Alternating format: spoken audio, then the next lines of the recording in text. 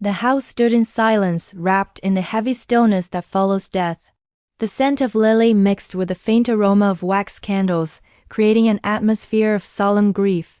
It was the day of the reading of the will, a moment that had been whispered about since the moment Grandfather Henry Blackwell's heart had stopped beating in his sleep.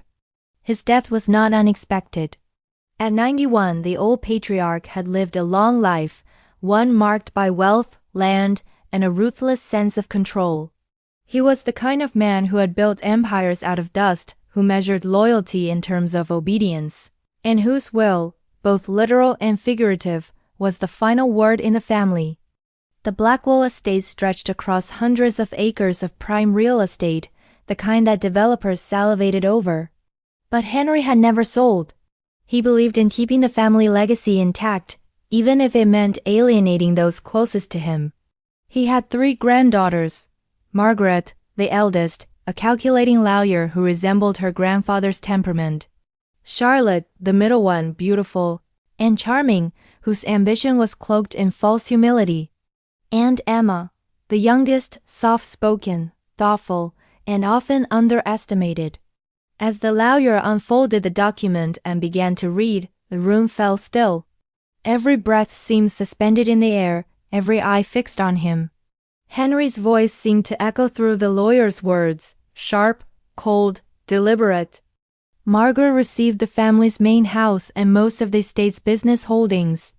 Charlotte was granted the vineyard property and a substantial trust. Emma's name, however, appeared only once, in a brief mention that stated she would receive a small, secondary property and a modest annual stipend. There was a long pause. Emma's heart sank as reality washed over her. She had been practically cut out of the will. A murmur rippled through the relatives gathered in the drawing room. Margaret hid a smirk behind her hand. Charlotte placed a hand on Emma's shoulder, a gesture of pity that burned more than comforted. The lawyer's tone remained neutral as he closed the folder, unaware of the emotional battlefield he was leaving behind. This is the final version of Mr. Blackwell's will, executed and notarized 6 months prior to his passing, he said. But Emma couldn't accept it. Her grandfather had promised her, only weeks before he died, that she would inherit something important. The key to the family's future, he had called it. It wasn't greed that consumed her. It was confusion. The old man had trusted her, shared his memories with her, and confided in her things he hadn't told anyone else. And yet, here she was erased from the legacy. That night, as the rest of the family dined in smug satisfaction, Emma sat by the window in her old bedroom. The wind brushed through the tall oaks outside, the moonlight casting pale silver shadows across the walls. She thought of her grandfather's study, the one room locked since his death. The lawyer had taken the official documents from there, but something told her that Henry Blackwell, ever the meticulous strategist, might have left more than one version of his will. Perhaps he had hidden something. Perhaps he had intended for her to find it. And so, when midnight came and the mansion slept, Emma crept down the old hallways in silence. The wooden floors creaked softly beneath her feet. The portraits of ancestors seemed to watch as she slipped a key from her pocket, a small brass one her grandfather had given her long ago. It fit perfectly into the door of the study. The air inside smelled faintly of tobacco and old leather. Dust motes floated in the lamplight as she stepped inside. Books lined the walls, their spines faded with age. Papers were stacked neatly on the mahogany desk, as if waiting for her. And then she saw it, an envelope sealed with Henry's personal crest, tucked beneath a ledger. Her name was written across it in his unmistakable handwriting. Her hands trembled as she opened it. Inside there was a short note. Emma, if you are reading this, then the wrong hands have touched my will. There is another. Trust no one. Follow the paper trail to where the truth was witnessed. Beneath the note was a location, an address in the city. The next morning, Emma woke to find the household in chaos. Margaret and Charlotte were already meeting with the family's lawyer, discussing the transfer of assets. The servants whispered that construction crews had been called to evaluate portions of the estate for renovation. They were wasting no time. Emma quietly packed the small bag, tucking her grandfather's note deep inside. She didn't know what she would find at that address, but if her grandfather had gone to the trouble of hiding a message, it meant something critical had been altered. She left without a word, her heart pounding with determination. In her absence, the sisters noticed. Margaret's sharp eyes caught the missing car keys, the packed dresser. She exchanged a knowing glance with Charlotte. "She's not giving up," Margaret murmured. "Let her try. It'll make it all the more satisfying when she fails." But as Emma drove down the long gravel road that led away from the Blackwell estate, she looked once more at the fading mansion in her rearview mirror. She wasn't leaving forever. She was going to uncover the truth, and when she returned, everything her sisters thought they owned might crumble around them. The first raindrops began to fall, smudging the ink on her grandfather's note ever so slightly. The address was still readable, barely. It led to a notary's office downtown. And somewhere in that office, Emma knew the real will, the true will, waited to be found. The city loomed like a different world, glass towers, busy sidewalks, and the restless hum of ambition. For Emma, it was a stark contrast to the quiet, ancestral estate where generations of Blackwells had lived and ruled. She gripped the steering wheel tightly as she pulled up to the address scrawled on her grandfather's note, a modest brick building tucked between two modern offices. The sign outside read, L. Hutchins and Associates, Notary and Legal Services. Inside, the scent of paper, ink, and coffee lingered. The waiting area was small, with a few faded chairs and a desk cluttered with folders. Emma's eyes scanned the plaques on the wall. Lawrence Hutchins, Senior Notary Public. The man had notarized hundreds of legal documents in this city. When she inquired at the reception, the clerk frowned slightly. "Mr. Hutchins passed away 3 months ago," the woman said softly. "His daughter's been managing the archives." A small flicker of hope lit in Emma's chest. If the archives were intact, perhaps they held what she was searching for. She introduced herself under the pretense of being a family representative reviewing her grandfather's paperwork. The clerk hesitated, but eventually led her to the back room, a dimly lit space filled with metal filing cabinets, each labeled meticulously by year and client. The scent of dust and time filled the air. Emma moved carefully, her fingers tracing the drawers until she reached one labeled Blackwell, Henry Estate and Property Documents. Her heart began to pound. Inside, she found several envelopes, tax filings, land agreements, deeds. And then, at the very back, a small sealed folder marked Codicil, Second Revision. The date stamped on it was only 6 months before Henry's death, the same time frame when the supposed final will had been signed. Emma's pulse quickened. This was it, the missing piece. But before she could open the envelope, she heard footsteps behind her. "Can I help you with something?" a voice asked. Emma turned to see a woman in her early 50s, sharp-eyed and cautious. She introduced herself as Lydia Hutchins, daughter of the late notary. Her presence carried both authority and suspicion. Emma explained that she was Henry Blackwell's granddaughter, and that her grandfather had directed her to this office through a personal note. Lydia studied her for a long moment, then nodded slowly. "I remember your grandfather," she said at last. "He came here a few months before he passed. Told my father there was something wrong with his previous will. He said he wanted to make sure everything was fair." Her words hung in the air like a revelation. Lydia went on to explain that Henry had signed a notarized codicil, an amendment to his original will, that specifically revised certain inheritance allocations. She recalled that Henry had insisted the document remain sealed unless directly requested by one of his legal heirs, accompanied by personal verification of identity. Emma presented her ID and, after a few formalities, Lydia opened the folder. Inside lay a neatly folded document stamped with an official seal, bearing the notary's signature. Emma read it with trembling hands. The codicil explicitly stated that portions of the estate had been reassigned. The vineyard was to go to Emma, not Charlotte. The primary residence was to be shared jointly among the three sisters, and a portion of the family, as investments, was to be placed in a trust under Emma's name, a trust designed for charity and educational purposes reflecting Henry's belief in her integrity. It was clear, the version of the will that had been read at the estate was outdated, or worse, tampered with. Lydia confirmed the authenticity of the document. "This was properly witnessed and notarized," she said. "I can even provide the official registry number."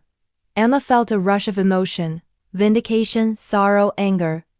Her grandfather had trusted her, and in return, her sisters had stolen what was rightfully hers. But she also knew this wouldn't be easy. A codicil could overturn an existing will, but the process would involve probate court, forensic verification, and family confrontation. The sisters wouldn't surrender quietly. As she left the office, clutching the notarized envelope, she felt the weight of what was coming. Margaret was a lawyer. Charlotte had influence and charm. Together, they had already secured the estate in their names. If she was going to challenge them, she would need proof and protection. That night, back in her small apartment, Emma laid out everything she had. Her grandfather's note, the codicil, the registry verification from Lydia. She photographed and digitally backed up every page. Then, she reached out to an independent estate lawyer, a man named Caleb Warren, known for taking on complex inheritance disputes. The next morning, her phone buzzed. A message from an unknown number appeared on the screen. "You should stop what you're doing. Emma, you don't know what you're getting into." Her heart froze. Someone knew. The message was followed by silence, no name, no signature, no trace. Emma realized then that her sisters were already aware of her movements. Maybe Lydia had mentioned her visit, or maybe they had other means of finding out. But fear wasn't going to stop her. She secured the original codicil in a safety deposit box and handed Caleb copies for legal filing. He assured her that the court process could begin within days. However, before any filing could happen, Caleb called her that evening with a shaken voice. "Emma," he said, "the codicil registry. It's been flagged as tampered in the official system. Someone accessed it." Emma's blood ran cold. Someone had already tried to erase her grandfather's correction, and if they were that quick, it meant her sisters weren't just fighting for money. They were fighting to bury the truth. As she hung up the call, lightning flashed outside her window. Rain lashed against the glass, and the city lights blurred into streaks. She looked at the sealed copy in her hands, the embossed notary seal shining faintly in the lamp's glow. No matter what it took, she was going to prove its authenticity. And she would make them pay, not just for the inheritance, but for the betrayal. In that moment, Emma knew the quiet life she had once lived was over.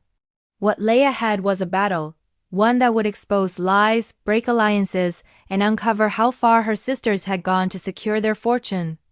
And somewhere in the shadows, someone was watching every step she took. The next morning dawned gray and tense, the kind of day when the air itself felt heavy with anticipation. Emma hadn't slept.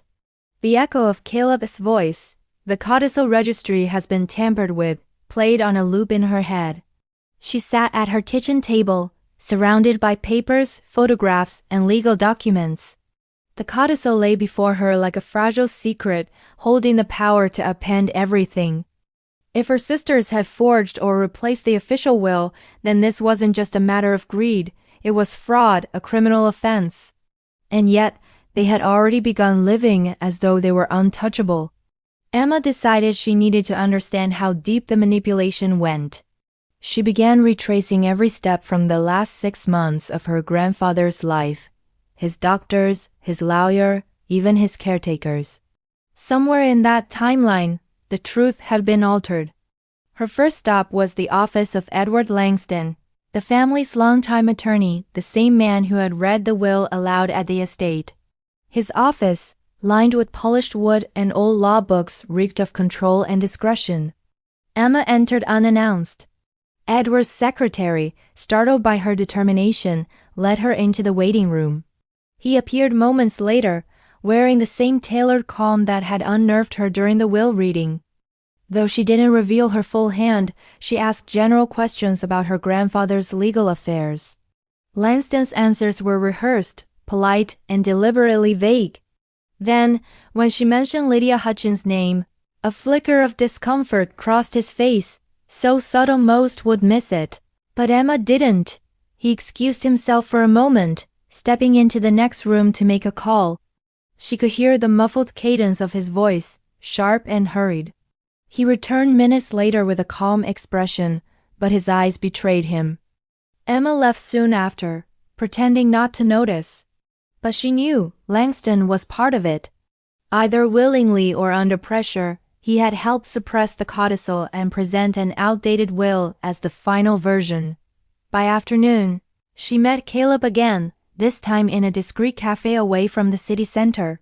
He was already there, his laptop open, eyes scanning legal databases. "I've been digging," he said quietly.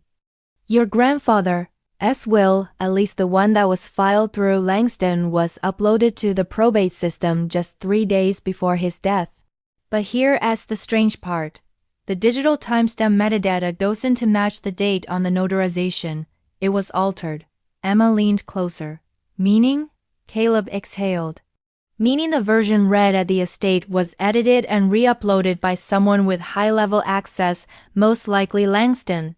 It's technically a felony, but proving it will take more than suspicion." He showed her the digital registry record.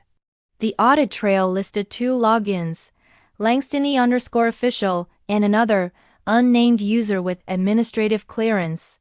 The second entry's timestamp was late at night one day after Henry Blackwell's hospitalization. Emma's mind raced. Henry had fallen ill suddenly, a heart condition worsened by stress. He'd been alert enough to talk, but too weak to leave the estate. The timing made sense. Someone had used his incapacitation to alter the will and ensure that the codicil never surfaced. That someone could only have been one of her sisters or both. Margaret, the lawyer, had access and motive. Charlotte, ever the charmer, knew how to persuade people. Together, they would have had everything they needed. The right contacts, the right timing, and a perfect facade of legitimacy. Over the next few days, Emma worked methodically. She gathered evidence, digital copies of her grandfather's letters, emails referencing revisions, and financial transfers from Langston's office to offshore accounts. Meanwhile, whispers began to spread through the estate. Margaret had apparently hired a private investigator, and Charlotte was busy hosting soirees to celebrate the family's continued legacy. Their confidence was theatrical, masking fear. Then, one evening, while reviewing her notes, Emma noticed something strange. In one of her grandfather's last letters, dated only a week before his death, he mentioned the safe ledger in his study, something that would clarify all doubts. But she had already searched the study. Or so she thought. The next day, she drove back to the estate under the pretense of visiting the family graves. The gates opened reluctantly, the guards uncertain of her presence. The house, once home, now felt foreign, its halls echoing with ghosts of deceit. When she reached the study, she scanned every inch of the walls. Her grandfather had been a man of systems and secrets. He wouldn't hide something in plain sight. Then she remembered his old desk, a Victorian piece with intricate carvings. The drawers had false bottoms. After several tense minutes, she found it.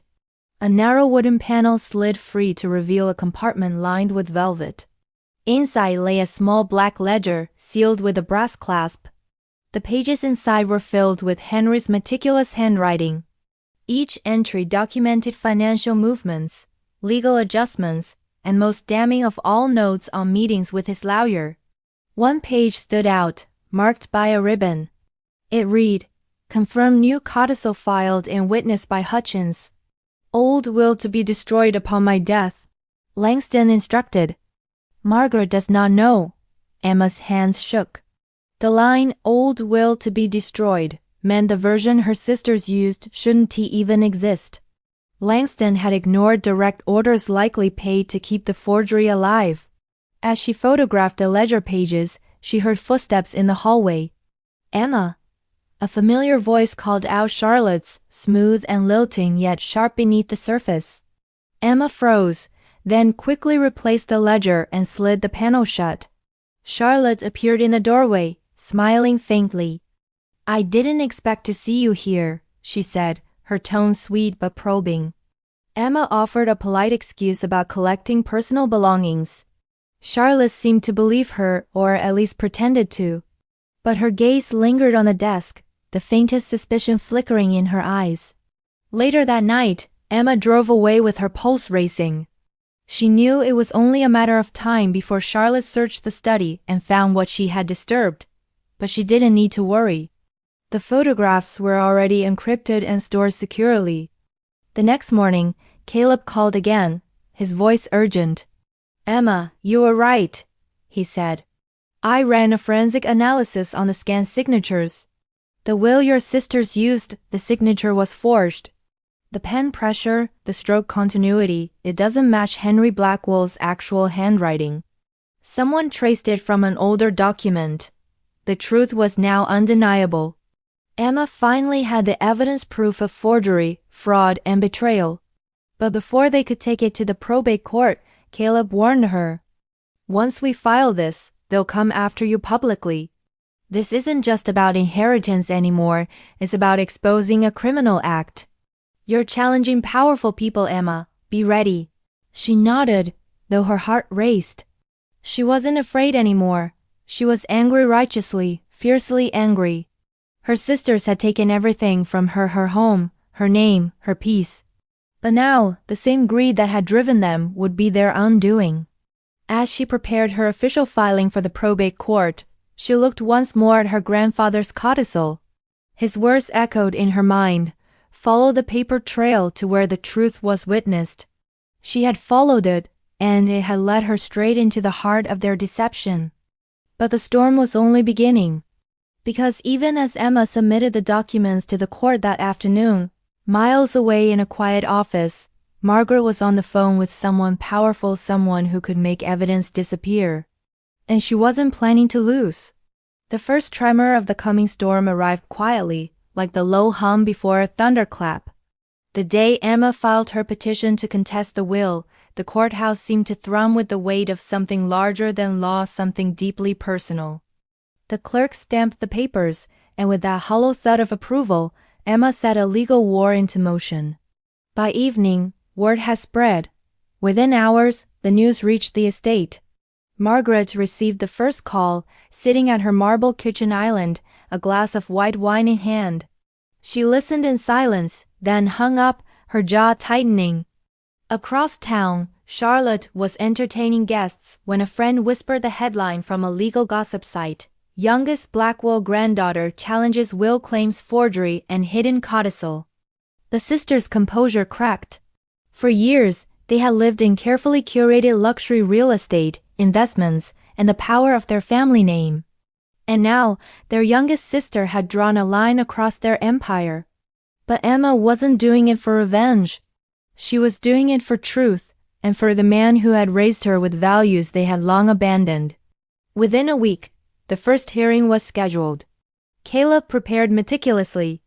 His desk was a battlefield of evidence, notarized codicil copies, metadata reports proving document alteration, handwriting analyses, and the ledger photographs. The case was centered on two questions. Was the codicil genuine and legally binding? Had the will presented by Margaret and Charlotte been forged or tampered with? On the morning of the hearing, the courthouse steps were crowded. Cameras clicked. Reporters shouted questions. For a family like the Blackwells, privacy was a myth. Their wealth had always been public, their scandal now equally so. Emma walked past the flashing lights, her eyes fixed straight ahead. She wore no makeup, no jewelry, just quiet resolve. Caleb walked beside her, carrying the file that could dismantle generations of deception. Inside the courtroom, the air was cold and clinical. The sisters sat together at the opposing table, dressed in black as though mourning their own virtue. Margaret's expression was controlled. Charlotte's restless. Their attorney, a sleek man named Victor Crane, radiated confidence. When the judge entered, silence fell like a curtain. Caleb began with calm precision. He laid out the timeline. The original will filed by Langston, the notarized codicil discovered in the Hutchins archives, and the forensic evidence proving discrepancies between signatures. Each point was deliberate, steady, irrefutable. Then came the photographs of Henry's ledger. The courtroom seemed to hold its breath as Caleb read aloud the line, "Old will to be destroyed upon my death." Langston instructed. Margaret does not know. Margaret's composure faltered for the first time. A muscle in her jaw twitched. Victor Crane rose swiftly, objecting to the ledger's authenticity, calling it unverified personal notes, but the judge allowed it as circumstantial evidence. Caleb pressed on, introducing Lydia Hutchins' testimony statement, a sworn affidavit confirming the codicil's existence and notarization. The tide shifted visibly. Still, Margaret wasn't one to crumble. When she took the stand, her performance was masterful, her voice was calm, her tone dignified. She painted Emma as a confused, emotionally driven young woman manipulated by outsiders. She spoke of grief-induced misinterpretation and family misunderstanding, careful never to lie outright, but skillful enough to twist perception. Charlotte, on the other hand, was less disciplined. When questioned, her nervousness betrayed her. Caleb subtly drew her into contradictions, her dates of knowledge, her mention of revised papers she wasn't supposed to know existed.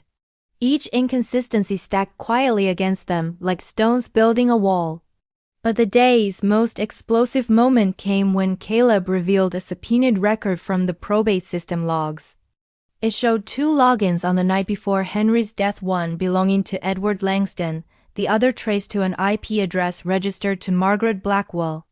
The courtroom rippled with gasps. For the first time, Margaret's face drained of color. The judge called for recess. Outside, chaos erupted. Reporters swarmed. Emma remained silent, her lawyer shielding her from the barrage of questions. The story had shifted from inheritance to criminal conspiracy. That evening, Margaret's mask of control shattered. Behind the estate's locked doors, she raged. Her hands trembled as she poured herself another drink. Charlotte, pale and anxious, begged her sister to stop fighting and find a way to settle, but Margaret's pride was a wildfire. She couldn't accept defeat, not from Emma. "You think she's doing this for justice?" Margaret hissed. "She's destroying everything our family built. I won't let her win." She made calls that night long, coded and urgent. People who owed her favors began to move. Files disappeared. A courthouse clerk was quietly approached. Evidence risked vanishing into thin air, but Emma and Caleb anticipated it. Every file had duplicates. Every photograph was encrypted and stored with independent legal auditors. Lydia Hutchins had already sworn her statement in court, and Caleb had filed for court-ordered preservation of all digital evidence. The next hearing escalated the drama. Edward Langston, now cornered, appeared under subpoena. His calm professionalism had evaporated. Under oath, with pressure mounting, he hesitated before answering key questions. The judge warned him of perjury. Finally, his defenses cracked. "Yes," he admitted, voice trembling. "Margaret instructed me to submit the older version of the will. She said the newer one had errors. I didn't realize. I didn't think." The courtroom erupted. Reporters scribbled furiously. Margaret closed her eyes, expression icy. Charlotte began to cry quietly. Emma sat motionless. Her heart ached, but not with triumph, with sorrow. Her sisters had fallen so far from what family was meant to be. Langston's confession changed everything. The court ordered a forensic review of both wills and immediate freezing of the Blackwell estate assets pending final judgment. Margaret and Charlotte were suddenly no longer beneficiaries, they were defendants in a fraud case. Outside, the world smelled of rain again. The storm Emma had feared was here in full force, not just legal but emotional, tearing through every hidden layer of her family's history. As she stood beneath the courthouse steps, Looking out at the gray sky, she realized this battle was no longer just about inheritance, it was about legacy, the moral kind, not the monetary one. That night, back in her apartment, she received a call from an unknown number. When she answered, there was silence for several seconds. Then a voice she hadn't heard in months spoke softly through the line. "Emma," it said, "you don't know the whole story. He wasn't supposed to die." The line went dead. She sat frozen, the phone trembling in her hand. Her grandfather's death wasn't supposed to happen.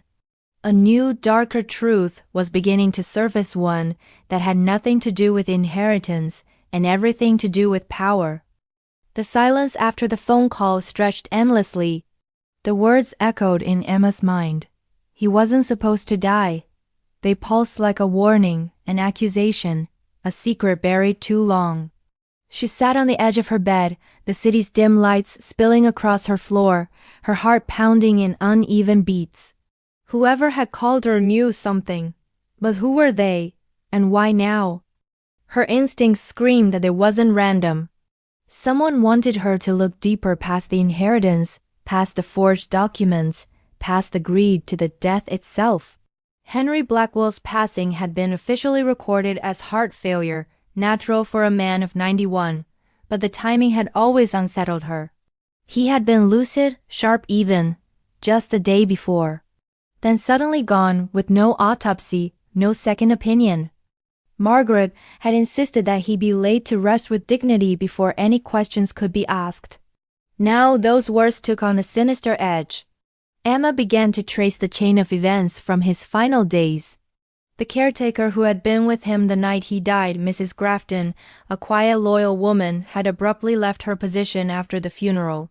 The family doctor, Dr. Alton Reeves, had signed the death certificate without much scrutiny. She started by finding Mrs. Grafton. It took 3 days of searching public directories and old staff lists before she located her in a small suburb outside the city. When Emma arrived, the woman looked surprised, then frightened. Mrs. Grafton's voice trembled as she spoke. "I don't want any trouble, Miss Emma," she said. "I was told to forget that night." Emma gently pressed her. "Told by whom?" The old woman hesitated, wringing her hands. "Your sister. The lawyer one. She said the doctor had everything handled and that the family didn't want rumors." Rumors. Emma leaned forward, her voice low. "Did you see something unusual that night?" The caretaker's eyes darted toward the window, as if afraid someone might be listening. "Your grandfather was restless before bed. He had taken his usual medication, but I remember him saying it tasted bitter that night, different. I called Dr. Reeves, and he told me to let him rest. By morning, he was gone." A cold chill ran through Emma's body. "Was there an autopsy?" Mrs. Grafton shook her head. "No. Dr. Reeves said it wasn't necessary, and your sister agreed. The body was released for burial the next day." The pieces began to connect, pieces she hadn't even realized were missing. If the medication had been tampered with, it meant someone had planned his death. And if that someone was close enough to control both the medical records and the legal documents afterward, the conspiracy reached further than she imagined. Emma left with Mrs. Grafton's statement recorded discreetly. She knew what she had to do next. Find Dr. Reeves. When she arrived at his office 2 days later, the receptionist informed her that the doctor had taken an extended leave shortly after Henriette's death and moved abroad. No forwarding address, no contact information. But Emma had learned by now that nothing truly disappeared. Caleb's network of investigators traced a financial trail linking Dr. Reeves to a private account that had received 2 large deposits shortly after the death, one from Margaret Blackwell's legal firm account. It was enough to confirm her worst fear. Her grandfather's death wasn't a coincidence. It was orchestrated to ensure that the old will, the fraudulent one, could be executed without interference. When Caleb presented the findings to the court, the case exploded into a media frenzy. What had begun as a civil inheritance dispute was now being investigated as potential manslaughter and document fraud. The judge ordered the exhumation of Henry Blackwell's remains for toxicological testing. The estate, once a symbol of wealth and legacy, now stood under the dark cloud of criminal inquiry. Margaret tried to contain the fallout. Her lawyers argued privacy, dignity, family rights. But the judge's order was absolute.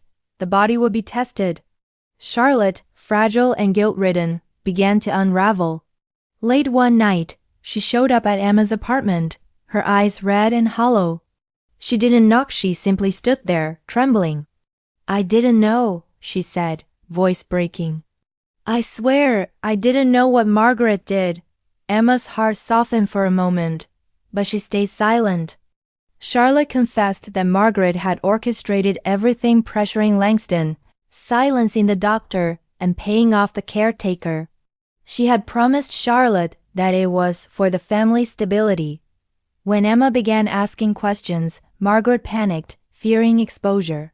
She said Grandpa's will would have destroyed the estate. She said you were too naive to handle it.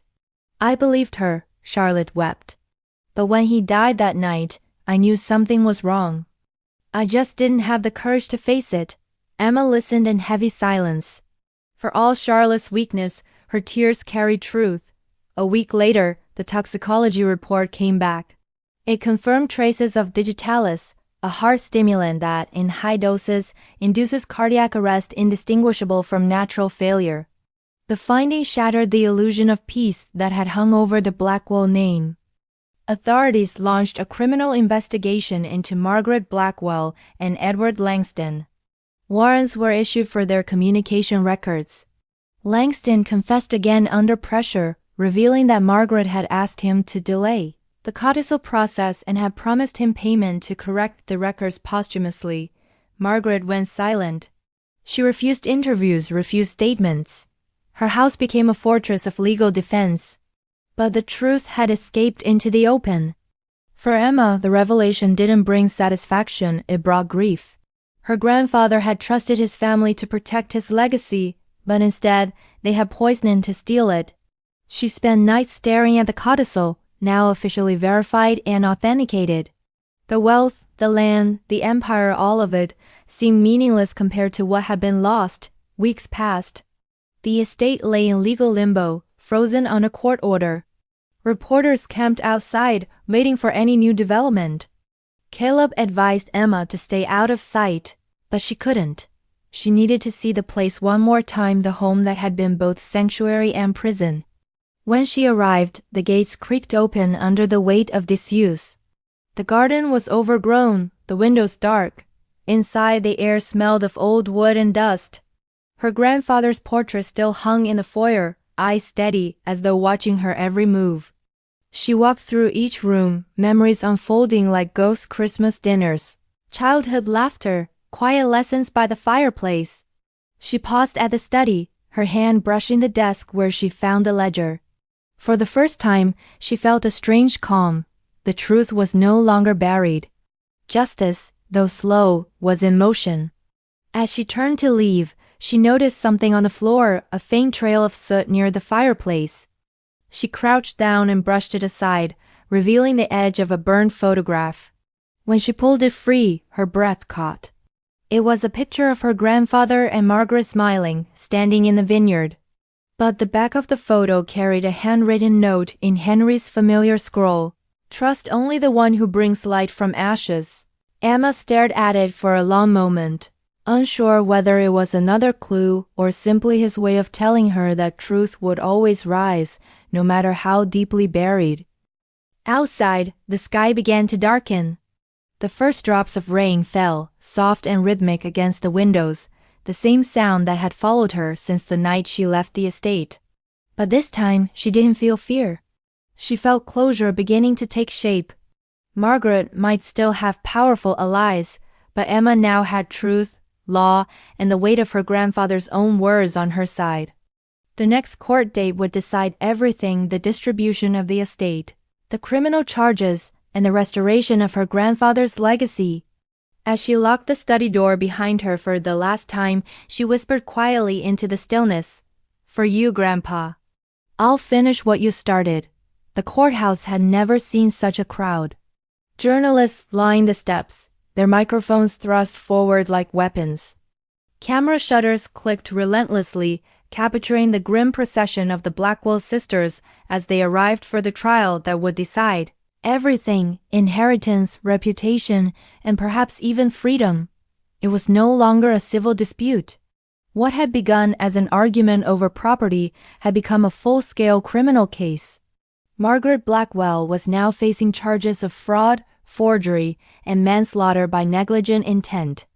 Edward Langston, her longtime collaborator, had already turned state's evidence in exchange for leniency. The world was watching. Emma stood apart from the chaos, her expression calm but unreadable. The weeks leading up to the trial had been suffocating: endless legal motions, security threats, the quiet dread of family turning into enemy. Caleb stood beside her, his presence steady, his confidence unshaken. "Are you ready?" he asked softly. Emma nodded. "As ready as I'll ever be." When the doors opened, the air inside felt different, dense, electric. The judge presiding over the case was known for his severity, Judge Harrison Cole, a man who valued truth over theatrics. The courtroom filled with tension as the prosecution began laying out its case. The first to testify was Lydia Hutchins, the notary's daughter. Her words were clear and firm as she recounted how Henry Blackwell had returned to her father's office months before his death to file a notarized codicil, one that explicitly revised the will to include Emma as a major beneficiary. Then came the digital forensic expert, who detailed how metadata from the probate system revealed manual tampering on the will's digital file. He presented logs showing Margaret's logging activity the night before her grandfather's death. Gasps rippled through the room. The prosecution followed with a toxicology report, scientific, emotionless, devastating. It confirmed the presence of digitalis in Henry's system, a dose high enough to cause fatal cardiac arrest. The correlation between the altered medication and the doctor's financial transactions sealed the narrative. Henry's death had not been an accident. Margaret sat motionless at the defense table, her expression carefully neutral, though her eyes flickered with calculation. Charlotte, seated beside her, looked smaller by the day, pale, trembling, her former grace reduced to guilt. When the time came for the defense, Victor Crane rose with his usual composure. He attempted to dismantle the prosecution's narrative by suggesting coincidence, digital interference from multiple users, clerical errors, medical complications unrelated to any foul play. But the evidence was overwhelming. Every explanation unraveled under scrutiny. Then, on the fifth day, the court called Emma to the stand. The murmurs died instantly as she walked to the witness box. She had dreaded this moment, but she knew it was necessary. Her testimony wasn't dramatic. It was deliberate, heartfelt, and painfully honest. She spoke of her relationship with her grandfather, his values, his meticulousness, the night she found his letter and the codicil. She described her fear, her discovery, and her grief when she realized the truth about his death. There were no tears, no grand displays. Just truth, quiet and unyielding. When Victor Crane cross-examined her, he tried to provoke her, suggesting greed, emotional instability, the influence of outsiders. But Emma's calm dismantled him. "I didn't want his wealth," she said softly. "I wanted his will to mean what he intended. That's all." Her words struck through the courtroom like a quiet bell. Even Judge Cole paused before moving on. The next phase of the trial brought the emotional collapse everyone had been waiting for. Under pressure and faced with her own incriminating messages, Charlotte broke down on a stand. Through tears, she confessed that Margaret had manipulated her into compliance. She admitted knowing about the tampered will, about the money paid to Dr. Reeves, and about the threats to silence Mrs. Grafton. When asked if she knew her grandfather's medication had been altered, Charlotte sobbed, shaking her head violently. "No, I didn't know that part. I swear I didn't. I thought it was just about the inheritance." Her testimony destroyed what was left of Margaret's defense. The final blow came when Langston took the stand again. His voice was hollow, stripped of all the arrogance he once had. He confirmed everything, every instruction, every payment, every deception orchestrated under Margaret's command. She said she couldn't risk losing control of the estate, he murmured. She said Emma would ruin everything. I believed her. The room fell into stunned silence. By the end of the third week, the trial had become less about law and more about morality. The world saw two sides of the same bloodline, one corrupted by greed and one anchored in conscience. When the closing statements began, Caleb spoke with quiet conviction. This case isn't about money, he said, his voice echoing in the chamber. It's about truth. It is about a man who built a legacy and trusted his family to honor it, and a granddaughter who refused to let that trust be buried with him. He paused, letting the silence carry his words.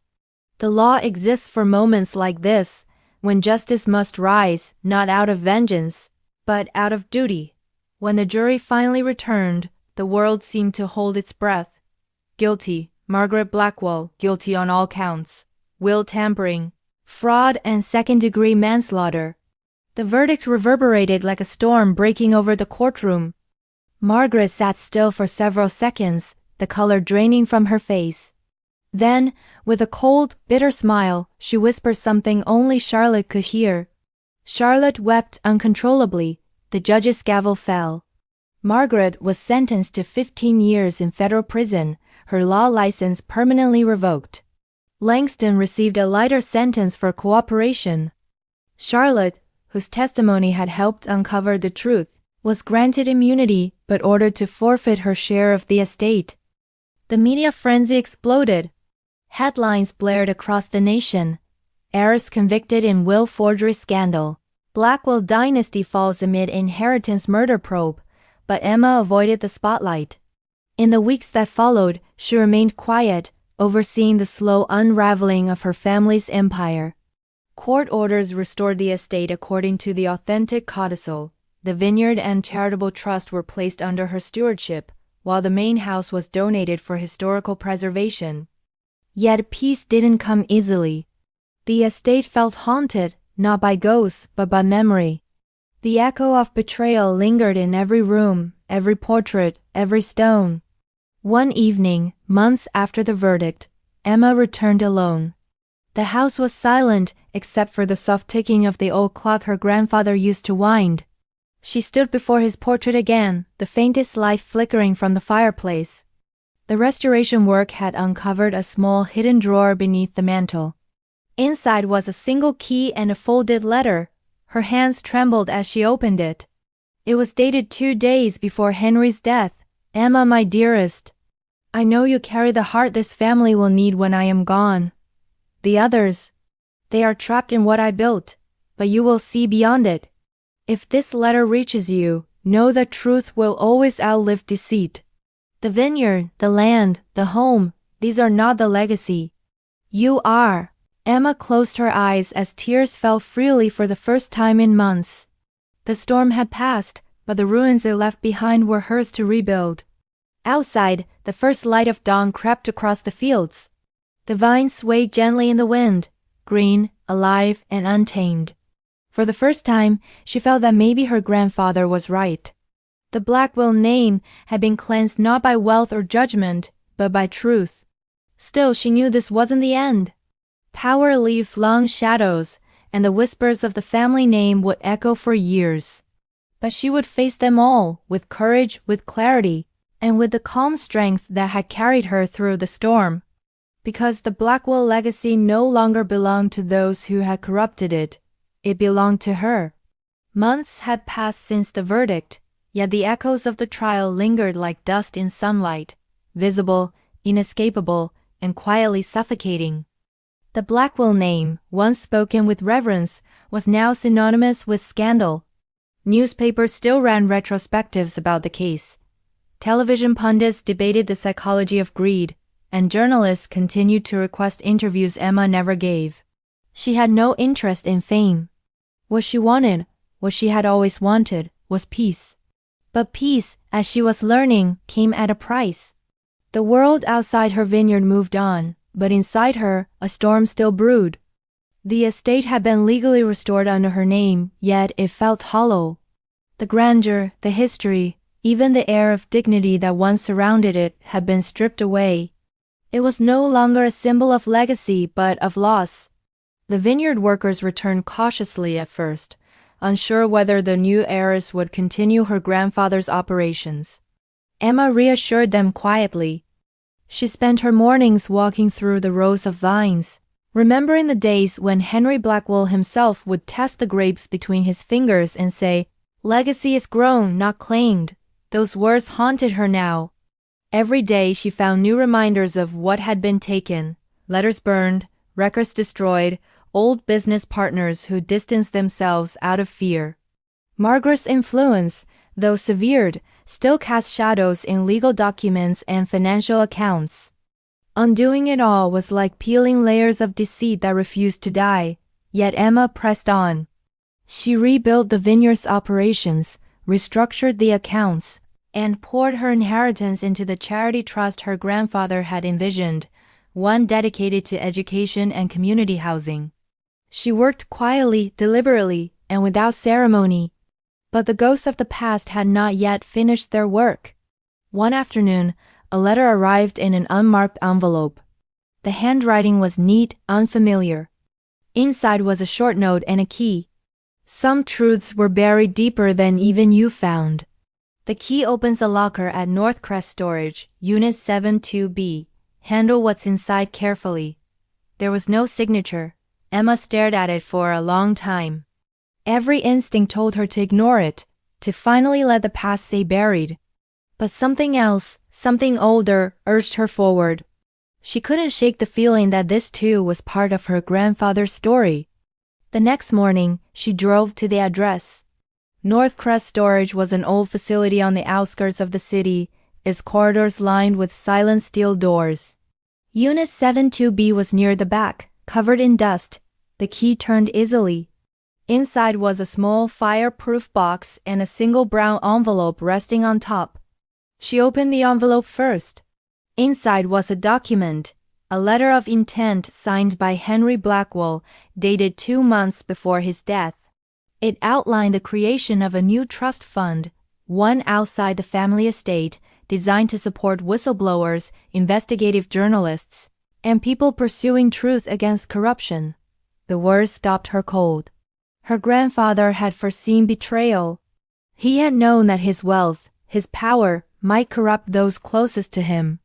And he had left behind not only wealth for her, but a moral inheritance, a mission. Underneath the letter were several USB drives and handwritten notes detailing offshore transfers, coded accounts, and what appeared to be a secret project titled Lightfall. She took everything home and spent the night reading through the files. What she uncovered was staggering. Lightfall had been her grandfather's private initiative, a quiet investigation into corporate corruption among the Blackwell business partners, including land deals that Margaret had already begun exploiting. He had been planning to expose them publicly before his death. That plan had died with him, or so everyone thought. Now, in Emma's hands, the last phase of his work had come to life again. The files contained audio recordings, bank transfers, and internal memos implicating several high-ranking business figures, including a senator who had invested in Blackwell properties.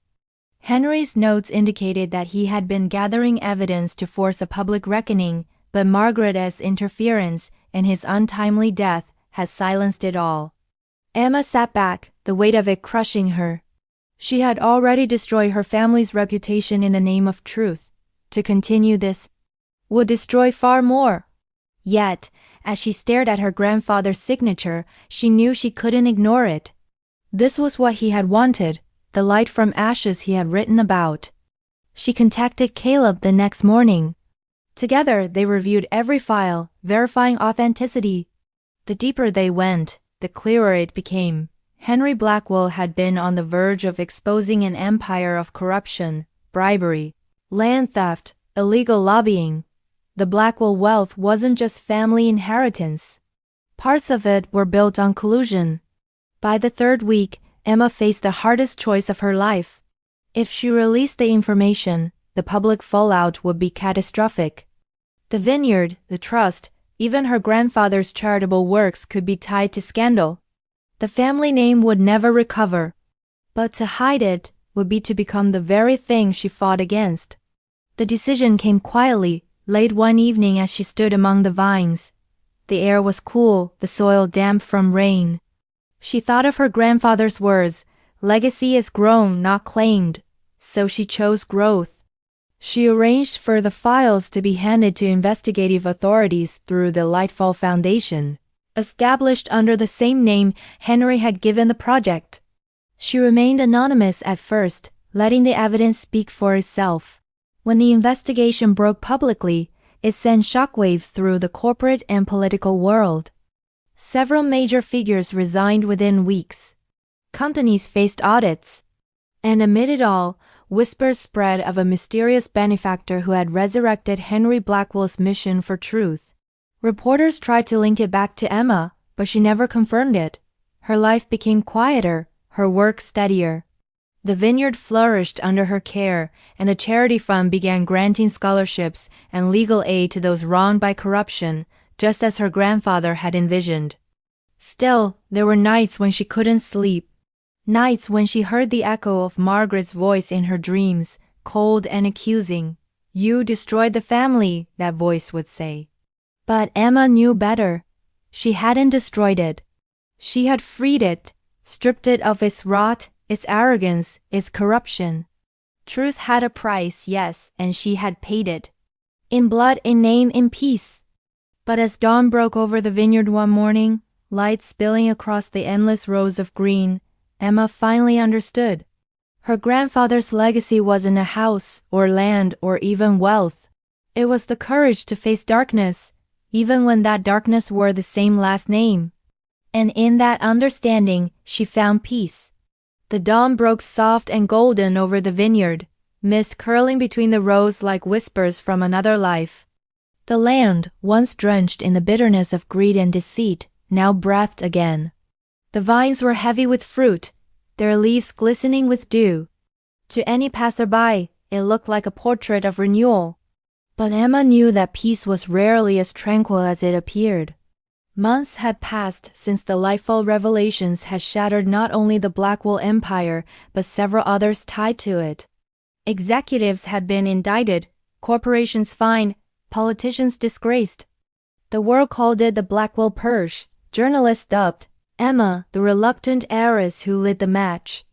She never confirmed nor denied it. She stayed silent as she always had. Silence, after all, was the only weapon that didn't corrode the truth. The vineyard had become her sanctuary and her burden. She spent her days in the fields, her hands in the soil, her mind drifting between the past and the uncertain future. The workers respected her quietness. They saw how she walked the land like someone guarding both ghosts and promises. In the evenings, she sat on the terrace with a cup of tea, watching the sunset over the rolling hills her grandfather had once ruled like a king. Now she ruled it differently, not with fear or command, but with purpose. The profits went into the charity trust, and slowly communities began to benefit. But peace, as she had learned, had consequences too. Because for every person inspired by her courage, there were others who cursed her name. Business partners whose empires collapsed, investors who lost fortunes, politicians who saw careers burn to ash. And not all of them were content to let the past rest. It began subtly, a shadow at the edge of her life. First came the anonymous letters. Some were hateful, accusing her of destroying the good name of the Blackwells. Others warned her to stop digging into ghosts. One envelope contained a single photograph, her standing in the vineyard, taken from a distance. No note, no signature, just the image. Then, one evening, as she locked the main gate, she noticed tire tracks where none should have been, fresh, deep, still damp from rain. She found no one, but unease settled into her bones. When she told Caleb, he grew concerned. "You've stirred up too many powerful people," he warned. "They may not attack you publicly, but they'll find quieter ways." Emma nodded. Let them try. But the truth was she was tired, not afraid but weary. Truth had cost her too much already. That night, she opened her grandfather's final ledger, the one she had kept locked away since the trial. The last page was unfinished, his handwriting shaky. Legacy is not what we leave behind. It's what survives the storm. If you are reading this, Emma, the storm is not over. But remember, the roots grow deeper than the ruin. She read it twice, her throat tightening. He had known. He had always known that truth was a burden passed down, not a victory claimed. The next morning she found Charlotte waiting at her gate. It had been almost a year since the trial. Charlotte looked older, her beauty dulled by guilt and sleeplessness. Her eyes carried the weight of a woman who has seen too much and lost everything. "Can I come in?" she asked softly. Emma hesitated, then opened the gate. They walked in silence to the terrace where the vines shimmered under the noonlight. Charlotte sat, folding her hands, her voice breaking the stillness. "I've been going to therapy," she began.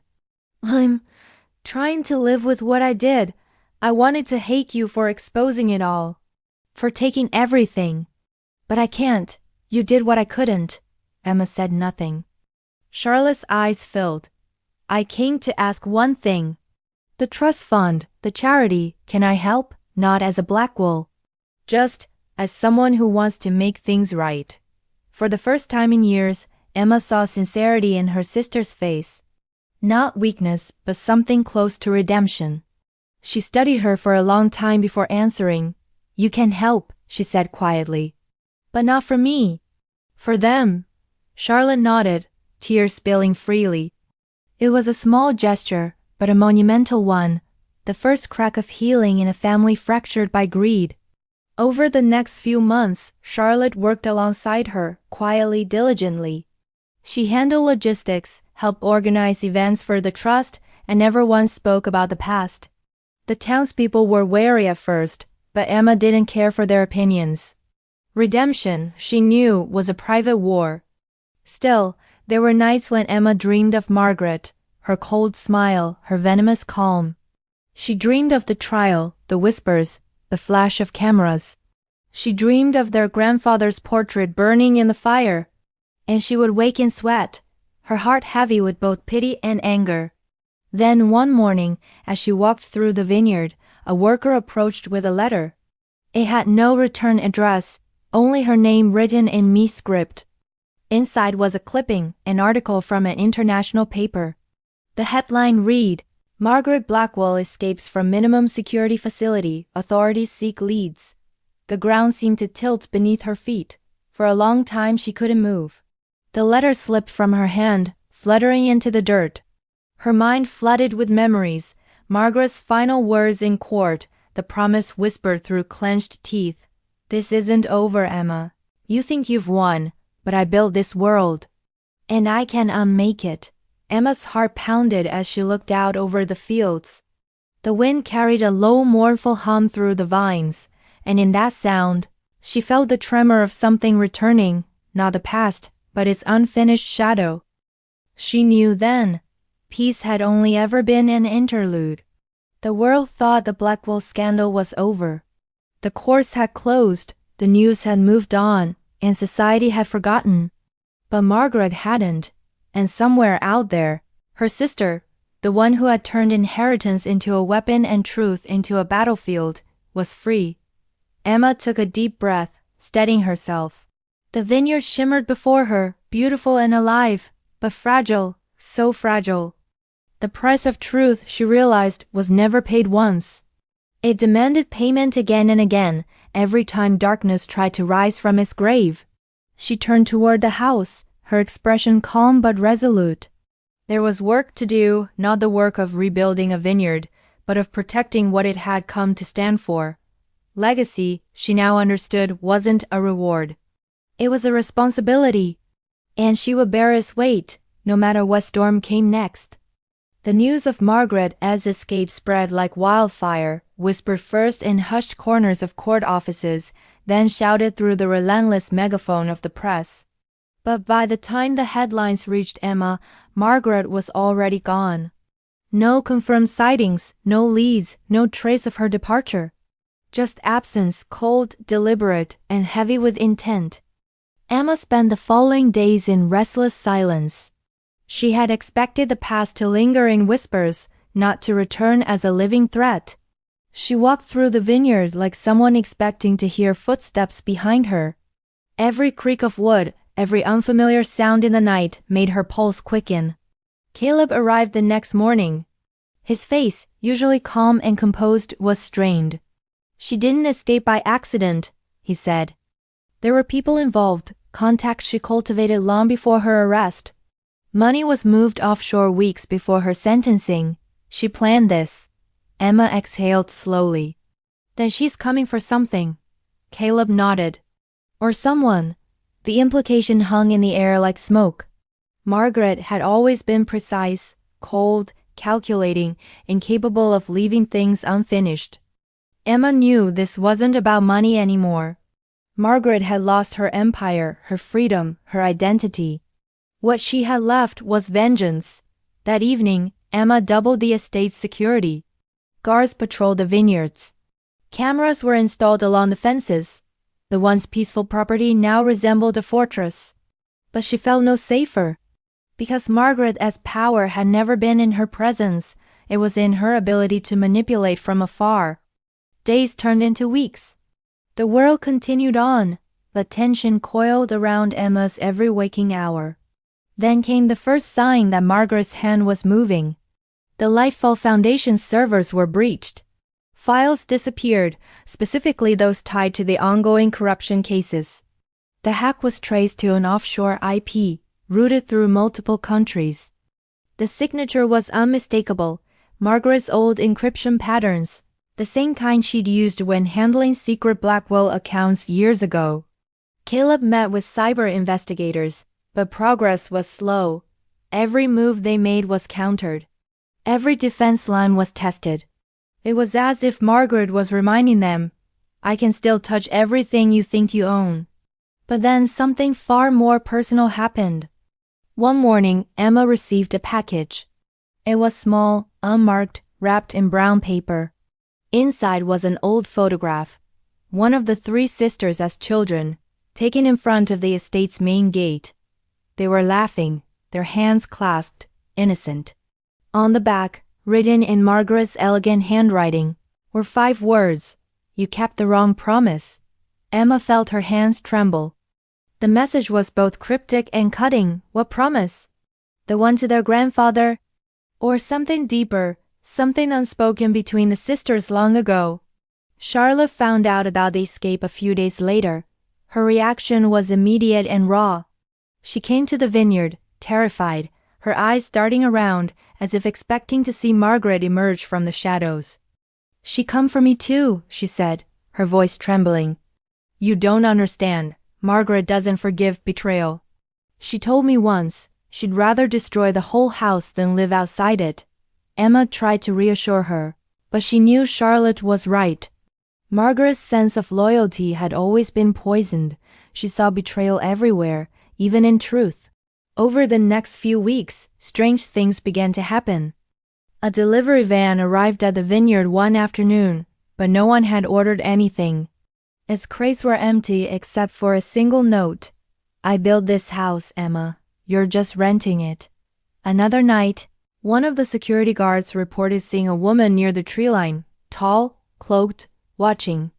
By the time they reached the spot, she was gone, leaving behind only footprints in the wet soil. Emma couldn't sleep. Every sound outside became a threat. Every night felt like waiting for something inevitable. But then something shifted. One morning, a private investigator named Elliot Graves came to see her, a man Caleb had quietly hired to track Margaret's movements. His report was grim but precise. "She's been in Europe," he said. "Moving between countries, always ahead of authorities. But here's the part that matters. She gathering pieces of your grandfather's old network, former business associates, some of whom still owe her favors. She's rebuilding something, a new version of the Blackwell estate. A shadow version." Emma listened in silence. The weight of the words settled on her like stone. Margaret wasn't just seeking revenge, she was rebuilding the empire their grandfather had left behind, but in the dark. If she succeeded, she could undo everything Emma and the Lightfall Foundation had fought for. She's not hiding, Elliot continued. She's planning. And based on the correspondence we intercepted, she wants a public reckoning. She blames you for destroying the Blackwell name. Her plan isn't just revenge. It's exposure. She wants to ruin your name the way you ruined hers. Emma nodded slowly. Then let her try. But inside she felt something colder, a dread she hadn't known since the trial. In the weeks that followed, Emma began receiving calls from journalists again. Anonymous tips were being spread, claims that the Lightfall Foundation was built on laundered money, that her grandfather's funds were tied to illegal dealings, that Emma herself was profiting off moral justice. None of it was true, but the headlines didn't care. Her grandfather's legacy was under attack again, this time not by silence but by distortion. Charlotte broke down when she saw the coverage. She's doing it, Emma. She's rewriting everything, turning us into villains all over again. Emma looked out the window, the sky dark and heavy with approaching rain. Then we'll show them the truth again, she said quietly. The same way we did before. But Margaret wasn't the same enemy anymore. This time, she was invisible, not behind a lawyer's table or courtroom bars, but behind screens, money trails, and hired voices. And as night fell over the estate, Emma knew something with bone-deep certainty. Her sister wasn't coming for her inheritance this time. She was coming for her story. The storm came in the night, not of rain, but of consequence. It began quietly, with a series of headlines that struck like thunderclaps across the digital world. Lightfall under investigation. Financial misconduct alleged. New evidence links Blackwell heiress to offshore accounts. Was the truth a lie? The dark side of the vineyard. Within 24 hours, Emma's name, once synonymous with integrity, was trending again, now dragged through the same mud she had once cleared. Journalists clamored for interviews, former employees were questioned, and online speculation spun faster than the truth could catch up. Emma sat in her study, her face illuminated by the cold light of the screen, reading article after article. Each one carried fragments of half-truths and twisted facts, old transactions taken out of context. Anonymous quotes from former associates who didn't exist. It was too intricate, too organized to be coincidence. Margaret had begun her final play. Caleb arrived before dawn, weary but determined. He tossed a thick folder onto the desk. "These stories are seeded," he said grimly. The accounts they cite trace back to a series of shell corporations. All of them were created under aliases tied to Margaret's old legal contacts. She's orchestrating this. Emma leaned back, exhaustion settling deep in her bones. She's destroying everything we built. Every shred of good. She's trying to, Caleb replied. But she's not careful anymore. She's angry. That means she's making mistakes. He was right. For all her brilliance, Margaret's vengeance had become obsessive. It wasn't just about reclaiming power anymore. It was about rewriting history. Within days, a televised documentary appeared, a sensationalized piece that claimed to uncover the truth behind the Blackwell legacy. It painted Emma as the manipulative mastermind, suggesting she had fabricated her sister's crimes for control of the estate. Interviews with unnamed sources added fuel to the lie. The public, fickle as ever, began to turn. Emma received threatening messages. Protesters appeared at the vineyard gates, and donations to the Lightfall Foundation plummeted. Her board grew restless. Some demanded she step down temporarily until the controversy was resolved. It was Margaret's masterpiece, revenge not through violence but through perception, but Emma refused to break. "I won't hide," she told Caleb. She turned the truth into a weapon once before. "I'll use it again, properly this time." They began gathering counter-evidence, tracing the fabricated accounts, pulling server logs, consulting cyber forensics experts. Every day was a battle against shadows. Each time they found one lie, 3 more appeared. It was like trying to contain fire with bare hands.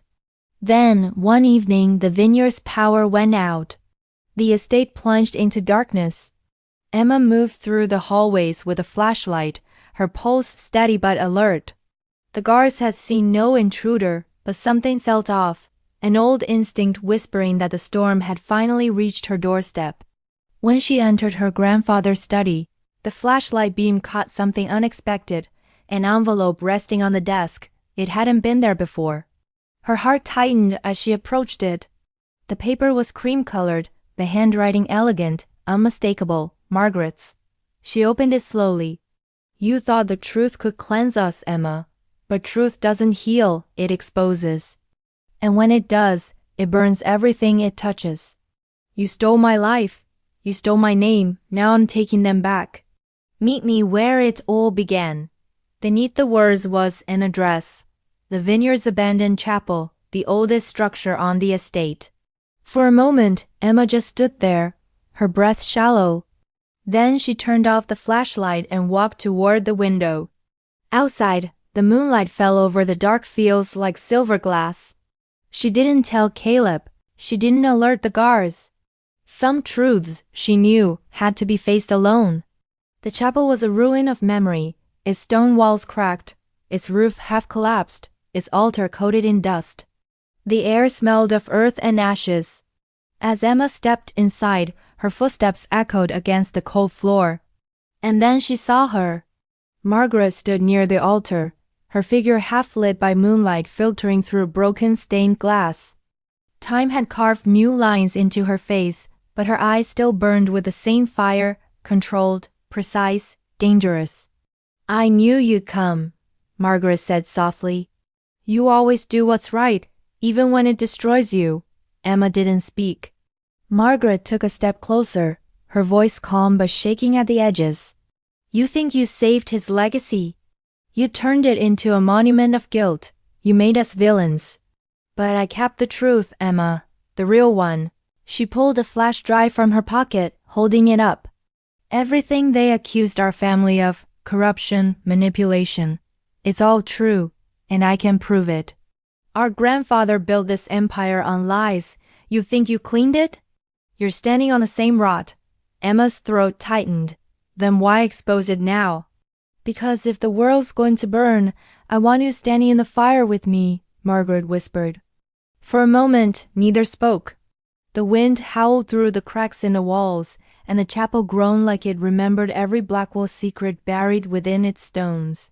Finally, Emma said, "You want to destroy everything, even the truth, just so you can feel powerful again." Margaret's expression twisted. "I want balance. You took everything. You turned me into a monster.